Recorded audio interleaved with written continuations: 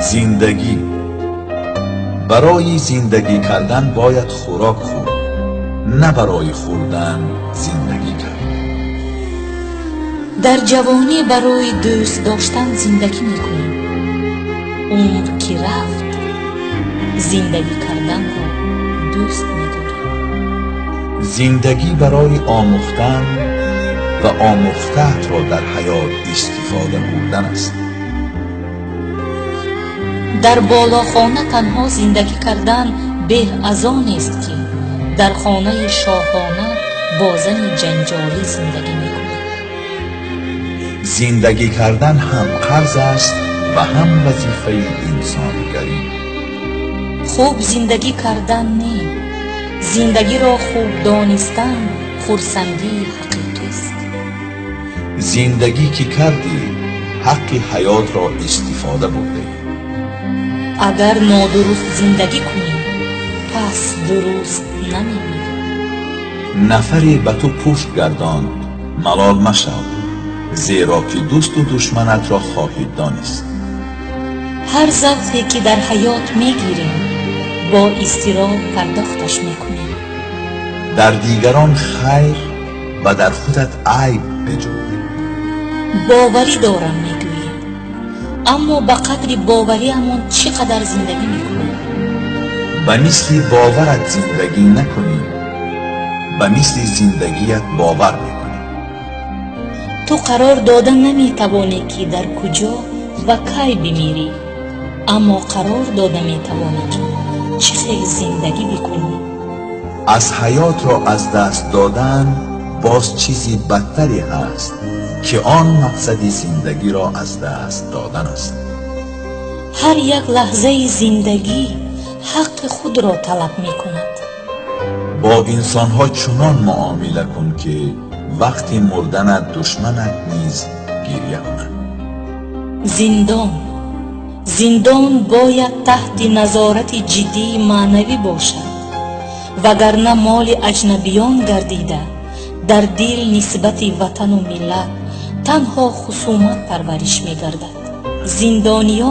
زندان را باید چون مدرسه یوسفی دانند. ظالم. پاینده با جهنم برای ظالمان. ظالم عمری دراز می بیند، آسیاب تقدیر آهسته حرکت می کند اما سخت می خیلد.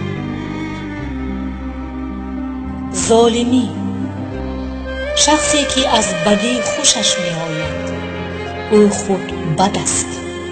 ظالمان جای پنهان شوی ندارند، روز وجدانشان آنها را می یابد.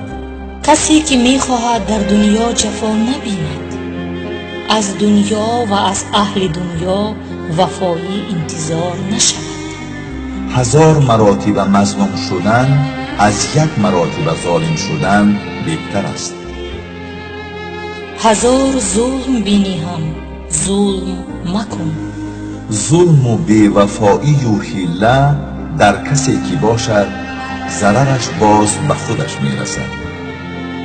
شخصی را که بر جای لایق نباشد و آن را آنجا گذاشتن ظلم است.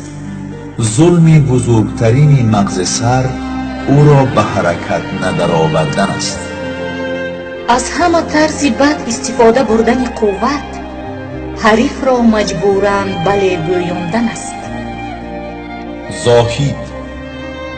زاهدی حقیقی آن است که با عمل زاهدیش را نشان می‌دهد. زاهدی زبانی آن است که زاهدیش تنها در زبان است. زاهد آن است که به دستش چیزی نافتد هم طبعش را خوش نگاه می‌دارد و رزقش را اندیشه نمی‌کند.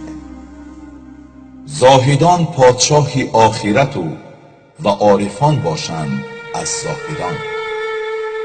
شخصی که در دستش مال دارد و باز زاهد است، در قلبش حرص و محبت دنیا ندارد. شخصی که در دست مال ندارد و باز زاهد نیست، در حرص داده شده است. زهد دستها را از مال و ملک و قلبها را از خواستن مال و ملک دور کردن است.